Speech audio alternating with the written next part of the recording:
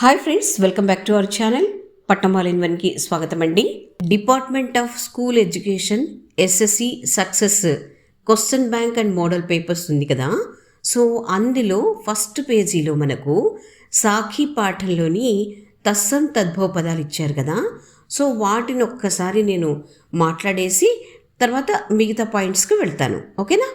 ఇక్కడ first question ఏంటంటే హమే మీఠీ బాణీ మే బోల్నా చాహియే. యాక్చువల్గా వాక్యమే అంత కరెక్ట్ హిందీ కాదు అని అనిపిస్తుంది నాకు. ఎందుకంటే హమే మీఠీ బాణీ బోల్నీ చాహియే అంటే సరిపోయేది, ఇక్కడ మే అవసరం లేదు. మరి ఎందుకు పెట్టారో తెలీదు. సో నెక్స్ట్ ఇంకో పాయింట్ ఇక్కడ నేనేం చెప్పదలుచుకున్నానంటే బాణీకి తద్భవ రాయండి అని అడిగారు. యాక్చువల్గా బాణీనే తద్భవ పదము, మళ్ళీ దానికి తద్భవ రాయమంటే ఎట్లాగా? బాణీ అన్న పదంలో ళా వచ్చింది అని అంటే అది తస్సమని కాదు అర్థము. కబీర్ రచనల్లో మనకు పంచ్మేలు ఖిచడీ భాష కనిపిస్తుంది అని మనకు తెలుసు. అవధి, రాజస్థానీ, భోజ్పురి, పంజాబీ, ఖడీబోలి ఈ భాషల పదాలు మనకు ఆయన రచనల్లో ఎక్కువగా కనిపిస్తాయి. ఇక్కడ ఇచ్చినటువంటి బాణి అన్న పదము పంజాబీ భాషకు సంబంధించినటువంటి పదము. తస్సం అంటే సంస్కృత భాషా పదము అంటున్నాం కదా. మరి సంస్కృత భాషా పదానికి బదులుగా మీరు పంజాబీ భాషా పదాన్ని ఇచ్చి దానికి తద్భవ రాయండి అంటే ఎలా రాస్తారు? సంస్కృతం ఇవ్వాలి అంటే తస్సం పదం ఇవ్వాలి. అక్కడ ఏది? వాణి అని ఇవ్వాలి. సుమిత్రానందన్ పంత్ యొక్క కవితలు ప్రకృతికి సంబంధించినవి అన్నది వస్తుంది. సో యొక్క అనేది వచ్చింది కాబట్టి యొక్క అనేది తెలుగులో ఏ విభక్తి ప్రత్యయము అంటే షష్ఠీ విభక్తి ప్రత్యయము, అంటే 6వ విభక్తి ప్రత్యయము. మరి హిందీలో 6వ కారక ఏంటి అంటే సంబంధకారకు. ఎందుకంటే మొదటిది కర్త, రెండవది కర్ము, మూడవది కరణం, నాలుగవది సంప్రదానం, ఐదవది అపాదానం, 6వది సంబంధకారకు కదా. మరి సంబంధకారకు యొక్క చిహ్నులు ఏంటి అని అంటే కా, కే, కి.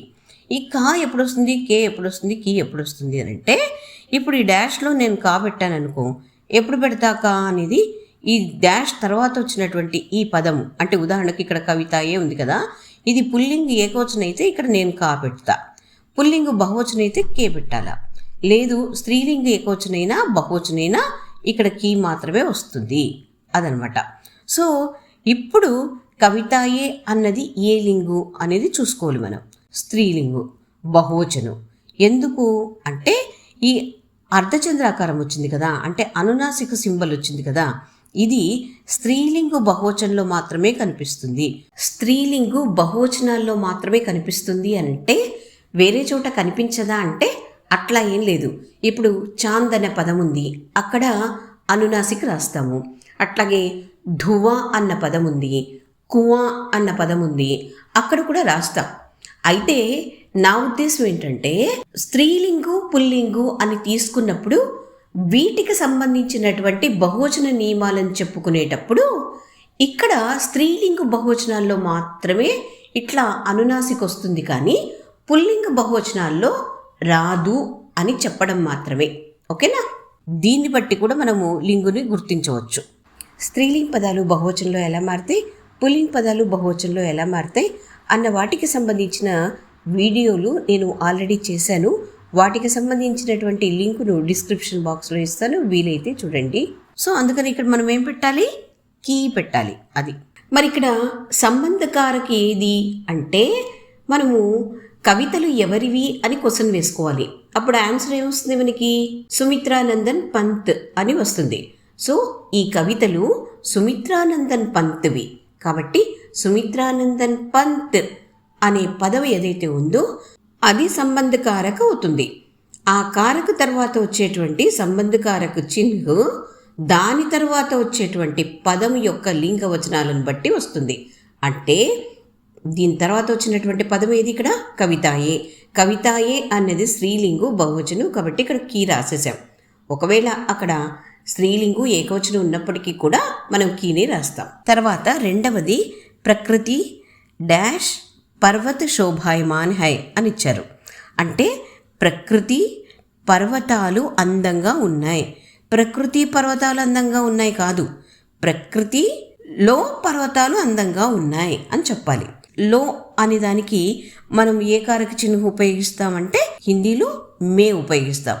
ఎట్లా అంటే మా ఘర్ మే హై అంటే అమ్మ ఇంట్లో ఉంది, లో ఇంట్లో లో అని వస్తుంది కదా, అట్లా అనమాట.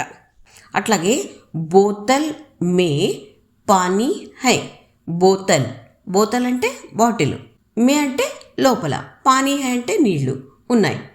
సో బాటిల్లో నీళ్లు ఉన్నాయి, లో అనే దానికి ఏం ఉపయోగించాం, మే ఉపయోగించాం కదా. అట్లా ప్రకృతి మే పర్వత శోభాయమాన్ హై అని చెప్తే కరెక్ట్ అవుతుంది. మూడవది చూద్దాం.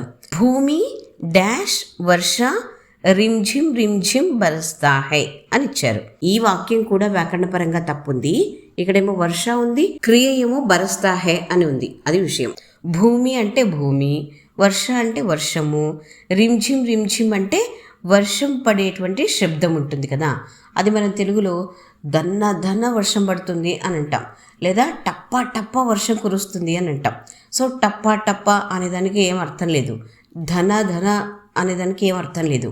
జస్ట్ ఆ వర్షం పడేటువంటి సౌండ్ని తెలియజేస్తుంది ఆ పదం, అంతే కదా. అట్లా రిమ్ఝిమ్ రిమ్ఝిమ్ అని బరస్తా హై అంటే కురుస్తుందంట. అంటే భూమి వర్షము టపటప అని కురుస్తుంది, లేదా ధనధన అని కురుస్తుంది అంటే అర్థమేమి, భూమి మీద వర్షము దన్నదన్న పడుతుంది అని అర్థం, లేదా టపా టపా వర్షం కురుస్తుంది అని అర్థం కదా. సో అట్లాంటప్పుడు భూమి పైన లేదా భూమి మీద అని రావాలి. మీద అన్నదానికి మనం ఏది ఉపయోగిస్తాం, పర్ ఉపయోగిస్తాం కదా. మే అంటే లోపల, పర్ అంటే మీద, అంతే, పర్ పెట్టేసేయండి. సో అట్లా వాక్యాన్ని మీరు తెలుగులోకి అనువదించుకొని ఒక్కసారి ఆలోచించండి. అక్కడ ఏ విధమైనటువంటి విభక్తి ప్రత్యయంలో తెలుగులో వస్తున్నాయో ఆలోచించుకొని వాటికి సమానమైనటువంటి విభక్తి ప్రత్యయములు కారక చినుకులు హిందీలో ఏ ఉన్నాయో చూసుకొని ఈ ఆప్షన్స్లలో అవి ఉన్నాయా లేదా చూసుకొని అట్లా పెట్టుకోవాలి. ఓకేనా, కొంచెం ఆలోచించాలి. ఇక్కడ వెంటనే టప్పీమని పెట్టేయకూడదు. తర్వాత నాలుగవది, వృక్ష ఉచ్చుకాంక్ష డాష్ దేఖ్ రహే హై అని ఇచ్చారు. వృక్ష అంటే వృక్షాలు, ఉచ్చుకాంక్ష అంటే ఉన్నతాశయాలు, దేఖ్ రహే హై అంటే చూస్తూ ఉన్నాయి. సో వృక్షాలు ఉన్నతాశయము చూస్తూ ఉన్నాయి అని అంటే ఏం పెట్టొచ్చు మనం అక్కడ, మనకు అర్థం కాలేదు. సో వదిలేసేయండి. అప్పుడు ఇక్కడ ఉండేటువంటి ఆప్షన్స్ని ఏదైతే తప్పు ఉంటుందో దాన్ని కట్ చేసుకుంటూ వెళదాం. ఉదాహరణకు ఇక్కడ మూడవది నే ఇచ్చారు కదా, నే అనేది ఎక్కడ వస్తుంది మనకి, వాక్యంలో క్రియ భూతకాలంలో ఉన్నప్పుడు కర్త వెంట మాత్రమే వస్తుంది. ఇక్కడ దేఖ రహే హై అన్న క్రియ ప్రజెంట్ కంటిన్యూస్ టెన్స్లో ఉంది, అంటే తాత్కాలిక వర్తమాన కాలంలో ఉంది. అలాంటప్పుడు నే అనేది పెట్టకూడదు కదా. ఇక మిగిలింది కా. కా అనేది ఎక్కడ పెడతాం అంటే ఇందాకనే మనం చెప్పుకున్నాం, సంబంధకారక యొక్క చిహ్నాలు కా, కే, కి అని. కా అనేది అంటే ఈ డాష్ తర్వాత వచ్చేటువంటి పదము ఏదైతే ఉందో అది పుల్లింగ్ ఏకవచనం అయితే మనం అక్కడ పెడతాం.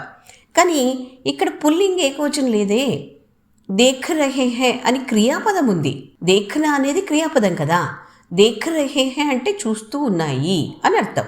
అలాంటప్పుడు అక్కడ కా రాదు కదా. ఇక మిగిలిందేంటి, సే, అంతే, సే పెట్టేసేయండి. తర్వాత ఐదవది, ఇంద్ర బాదల్ డాష్ సవార్ కర్తే హై అని ఇచ్చారు. ఇంద్ర అంటే ఇంద్రుడు, బాదల్ అంటే మేఘాలు, సవార్ కర్తే హై అంటే ప్రయాణం చేస్తున్నారు అని అర్థం. అయితే ప్రయాణం చేయడము అంటే ఏదైనా వాహనం మీద కూర్చుని దాని వేగాన్ని అదుపు చేయగల శక్తి సామర్థ్యాలను కలిగి ఉండి ప్రయాణం చేస్తే దాన్ని సవార్ కర్నా అంటారు. అది ఎలాంటి వాహనం అంటే కేవలం బేస్ మాత్రమే కలిగి ఉండి మూడు వైపులా ఓపెన్ ఉండాలి. అంటే అది గుర్రం కావచ్చు, ఏనుగు కావచ్చు, మేఘం కావచ్చు. సో ఈ వాహనాల మీద కూర్చుని వేగాన్ని అదుపు చేసుకుంటూ ప్రయాణించడాన్ని సవార్ కర్నా అంటారు. ఇక్కడ ఇంద్ర అంటే ఇంద్రుడు, బాదలంటే మేఘాలు అని అనుకున్నాం కదా. సో ఇంద్రుడు మేఘాలలో స్వారీ చేస్తున్నాడా లేదా మేఘాల మీద కూర్చుని స్వారీ చేస్తున్నాడా? ఏ అర్థం వస్తుంది? మేఘాల మీద అని వస్తుంది. మీద అన్న విభక్తి ప్రత్యయంకు హిందీలో కరెక్ట్ టు కారక చిహ్నేది పర్. సో ఇక్కడ పర్ పెట్టాలి. ఇంద్ర బాదల్ పర్ సవార్ కర్తే హై అని అర్థం. మరికొన్ని వాక్యాలను ఇక్కడ ఇవ్వడం జరిగింది చూడండి. పర్వత ప్రదేశ్ డాష్ పావస్ అంటే ఇక్కడ మే పెట్టాలి. అట్లాగే పేడ్ ధర డాష్ ధస్ గయి అంటే ఇక్కడ మే పెట్టాలి. గుప్తుజీ రాష్ట్ర కవి కే నామ్ డాష్ ప్రసిద్ధ హై అంటే ఇక్కడ సే వస్తుంది. అట్లాగే వే 14 సాల్ డాష్ థే అంటే ఇక్కడ కే వస్తుంది. తర్వాత బడే భాయి సాహబ్ ఛోటే భాయి డాష్ సలాహ్ దేతే హై అంటే బడే భాయి సాహబ్ ఛోటే భాయి కో సలాహ్ దేతే హై అని రావాలి. అట్లాగే గిరి డాష్ గౌరవ్ గాకర్ ఝర్తే హై ఝర్నే అంటే ఇక్కడ కా రావాలి. అట్లాగే 12వది కంపెనీ బాగ్కి ప్రవేశ ద్వార్ డాష్ తోపు రఖీ గయి అంటే ఇక్కడ పర్ అని రావాలి. అట్లాగే నేను ఇంతకుముందు ఇచ్చినటువంటి సంధి విచ్ఛేదులలో కొన్ని పదాలు ఇవ్వలేదు. ఆ పదాలను ఇక్కడ ఇస్తున్నాను చూడండి. పుస్తకాలయ అంటే పుస్తక్ ప్లస్ ఆలయి, ధర్మావలంబి అంటే ధర్మ ప్లస్ అవలంబి, సత్ చరిత్ర అంటే సత్ ప్లస్ చరిత్ర, సహానుభూతి అంటే సహు ప్లస్ అనుభూతి. సో ఇవండి తస్సం తద్భవ్ అలాగే కారకు కొన్ని సంధి విచ్ఛేద పదాలు. సో మిగతా బిట్లకు సంబంధించినటువంటి విషయాలను మనము నెక్స్ట్ వీడియోలో మాట్లాడుకుందాము. చూసిన వెంటనే ఒక లైక్ ఇచ్చేసేయండి. ఇది మరికొంతమందికి షేర్ అవుతుంది.